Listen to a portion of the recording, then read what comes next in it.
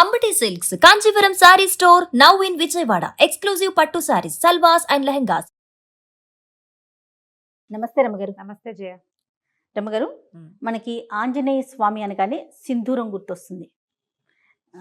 Only ఆయనకే ప్రత్యేకం, మనం ఆ కలర్ ఇంకెక్కడా చూడం. ఆంజనేయ స్వామికి సింధూరానికి ఉన్న సంబంధం ఏంటండి? కరెక్ట్గా నాకు మీ శారీ కలర్ ఇంచుమించుగా అదే అనిపిస్తుంది. సింధూరపు రంగు. ఈ గండ సింధూరాన్ని స్వామికి, ఆంజనేయ స్వామికి సమర్పిస్తారు. చాలా ప్రత్యేకమైన సేవ. ఆయన దేవాలయాల్లో అది ఇస్తారు, అది పెట్టుకుంటాం, అది వదలదు. అవును, దేవాలయంలో ఓ పక్కన అద్దం పెడతారు, అద్దం దగ్గర అంతా అవే మరకలు కనపడుతుంటాయి, వేలు నుంచి వదిలిపెట్టదు. నూనె వేసి రంగరిస్తారు, నువ్వుల నూనెతో రంగరిస్తారు.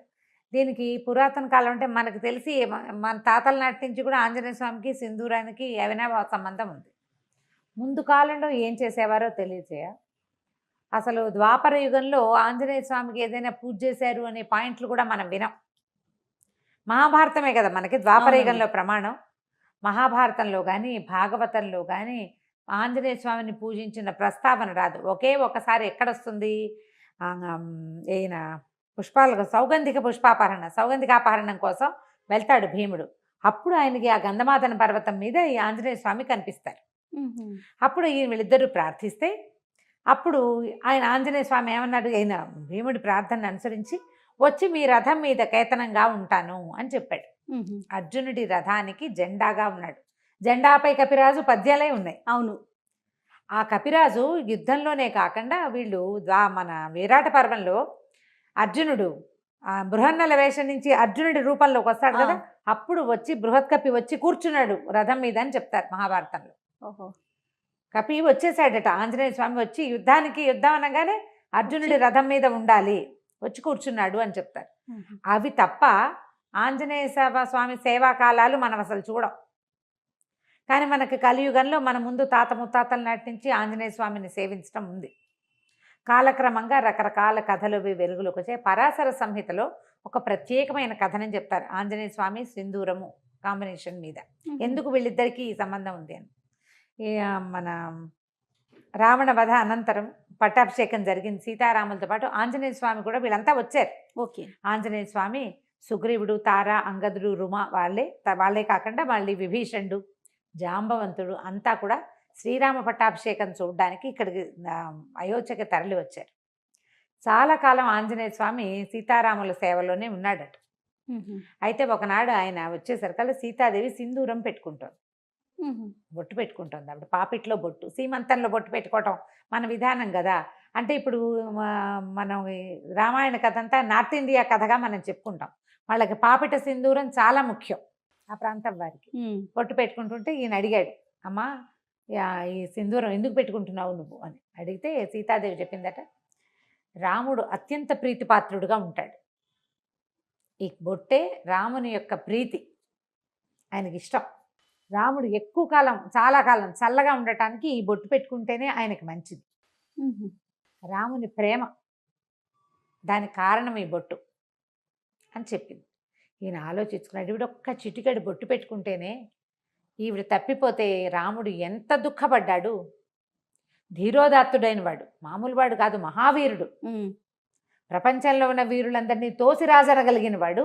ఆమె లేకపోతే ఎంత దుఃఖపడ్డాడు. అంత ప్రీతి, చిటికెడు బొట్టుతోటి అంత ప్రీతి వచ్చింది, అంత ప్రేమ భార్య అంటే. అందుకని ఆ సింధూరాన్ని తను కూడా పెట్టుకోవాలనుకున్నట్ట ఆంజనేయ స్వామి. రాముని ప్రేమ దాన్ని గెలవటం, రాముడు ఎంతో కాలం చల్లగా ఉండటం కోసం రెండు చెప్పింది కదా. అవును, ఆయన ఎప్పటికీ గెలుపొందుతూనే ఉండాలి రాముడు అంటే, మనం కూడా పెట్టుకోవాలనుకున్నాడు. పెట్టుకోవాలనుకుని ఈయన ఏం చేశాడు, సరే అట్లా వెళ్ళి సింధూరాన్ని తెచ్చుకున్నాడు. ఈయనకి కపి కదా, ముఖమంతా వెంట్రుకలు ఉంటాయి. సీతాదేవి పెట్టుకున్నట్టుగానే పాపిటి పెట్టుకోవడానికి ప్రయత్నం చేశాడు, కుదరలా. ఇదంతా హెయిర్ ఉంటుంది, కుదరలేదు.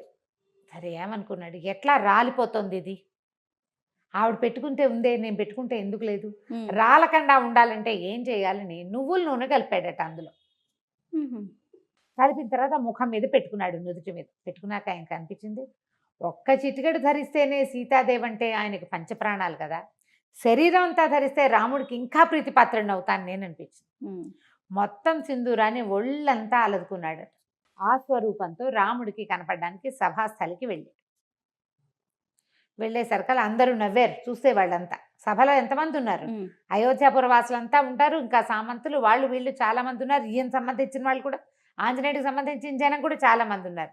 ఏమిటి వేషం హనుమ అని రాముల వారు అడిగితే అప్పుడు ఏం చెప్పాడంటే, చిటికేడు సింధూరం సీతాదేవి ధరిస్తేనే ఆమె నీకు అత్యంత ప్రీతిపాత్రాలైంది కదా, అందుకని నీ ప్రీతిని పొందడానికి నేను సింధూరం పట్టించుకున్నాను స్వామి అని చెప్పాడు. ఆ మాటకి చాలా సంతోషించాడట శ్రీరాముడు.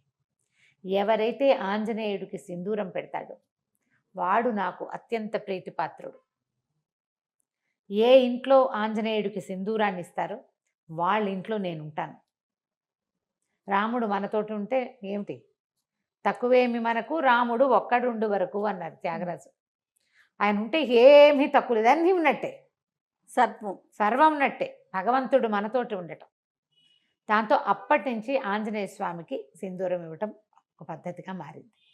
ఆయనకి సింధూరం ఎక్కించటం అనేది ఒక సేవ ఉంటుంది. మంగళవారాలు కొన్ని దేవాలయాల్లో స్వామికి సింధూరం మొత్తం పట్టిస్తారు.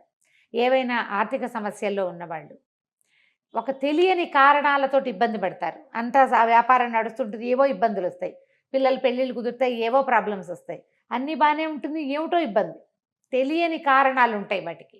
అవి తీరటానికి సింధూరం ఎక్కించాలంటారు. అవి ఎక్కించడానికి ఏం చేస్తారంటే ఒట్టిగా పొడి సింధూరం కాకుండా దాంట్లో నువ్వుల నూనె కలుపుతారు. నూనె కలిపిన సింధూరం ఇంకా వదిలిపెట్టదు, అందుకే అది జిగురు. అవునవును, జిగురుగా ఉంటుంది కదా. అయితే ఈ గంధ సింధూరము, ఆ సింధూరపు దాన్ని తయారు చేసే రాళ్ల వల్ల ఈ నువ్వుల నూనె కలిపితే కొన్ని చోట్ల మోకాళ్ళ నొప్పులకి వాటికి వైద్యంగా కూడా నార్త్లో వాడతారట. దాన్ని ఎక్కువ కాలం వృద్ధాప్యం రాకుండా ఉంటుంది సింధూరం అలదుకుంటే అని చెప్తారు. కానీ శరీరం అంతా సింధూరం పట్టించుకొని మనం ఎక్కడ ఉంటాం, ఉండలేకపోతాం కదా. కనీసం సంవత్సరానికి ఒకసారైనా ఆంజనేయ స్వామికి ఈ సేవ జరిపిన వాళ్ళు అకాల మృత్యువు దరిచేరదు వాళ్ళని. ఏడాదికి ఒక్కసారి మనమే స్వయంగా అలంకరించగలిగితే మంచిది, అవకాశం ఉంటే. లేదా దేవాలయాల్లో ఈ సింధూరం ఎక్కించే సేవ కనుక చేయిస్తే ఇక మృత్యువు రాదని చెప్పం మనం. అకాల మృత్యు 50కి 30కి 40కి ఇంకా బాధ్యతలు ఉండగా అమ్మా నాన్న బతికుండగానే పిల్లలు మరణించడం, అలాంటివి 95 ఏళ్ళ అమ్మా నాన్నలు ఉంటే 70 కూడా రాని కుమారులు మరణించడం, 60లో కుమారులు 90లో అమ్మా నాన్న, పెద్దవాళ్ళిద్దరు ముదిబగ్గులు వాళ్ళు బతికి జీవించే ఉంటారు పాపం. ఈ 60 ఏళ్ళు వచ్చిన వాళ్ళు యంగ్గా యాక్టివ్గా ఉన్న వాళ్ళు చిటుక్కుని వెళ్ళిపోతారు. ఈ కష్టం రాకుండా ఉంటుంది. ఆంజనేయుడికి సింధూర సేవ అంత మంచిది. వీళ్ళతోటి రాముడు ఉంటాడు.